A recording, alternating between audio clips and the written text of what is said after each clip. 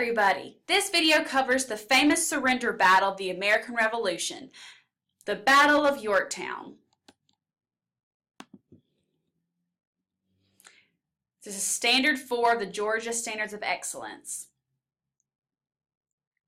Remember the British General Burgoyne and his plan to split the colonies by taking over the Hudson River? Remember, he wanted to split right here. Here's the New England colonies and here's the rest of the colonies. He wanted to take control of the Hudson River. That would split them. Well, the British military decided they needed to scrap the plan after the Battle of Saratoga. So they are not going to try to do that anymore after that Battle of Saratoga. So Britain's new plan was to have General Charles Cornwallis move the war to the southern colonies to try to separate those colonies from the revolutionary forces in the north. So Cornwallis, he's going to go to the south, like deep south, see, like Charleston and Savannah, okay? And they're going to try to cover all this so then they can try to split it this way, okay? So Cornwallis immediately succeeded in a series of British victories, but the Americans were unable to prevent a complete 100% victory in the South.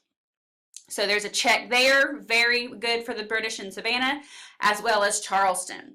So now, you know, he's kind of hit a rut. So Cornwallis is going to work his way, and if you notice the red arrows, he's going to work his way up back to Virginia, and he will pursue the Continental Army into Virginia, but will be met with heavy resistance. So again, he's got to the south, and now he's going to work his way back up. Wishing to be able to communicate more with Great Britain by sea, General Cornwallis retreated to the coastal town of Yorktown on the Chesapeake Bay. So this letter represents, again, here's Yorktown. You see there's water here.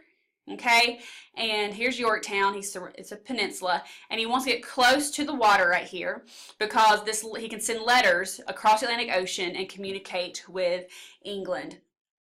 While awaiting the British fleet, his forces were surrounded by the combined French and American armies.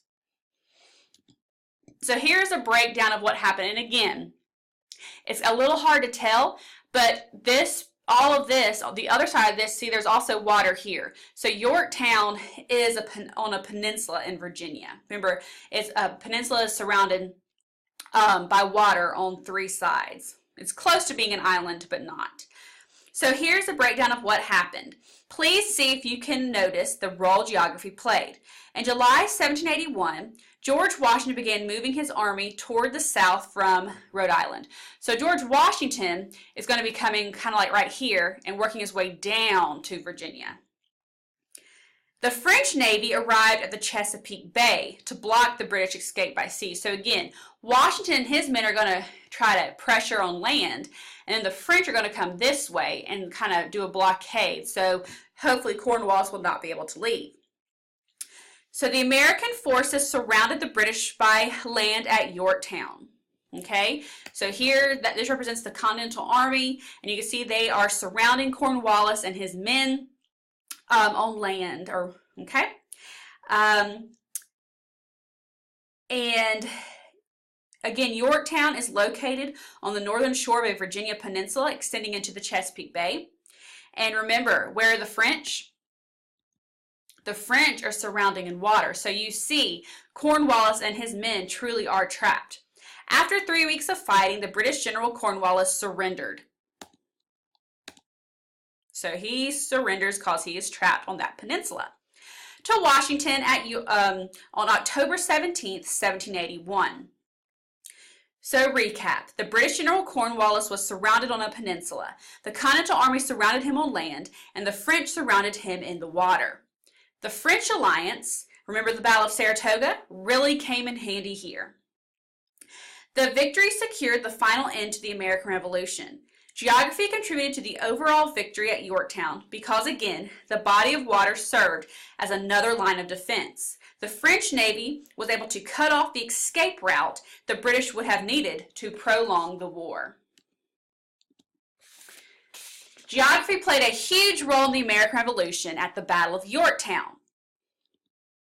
Knowing the land can assist in military strategy. The French knew where the water was. The Continental Army under Washington knew to pressure because Cornwallis just happened to be on a peninsula.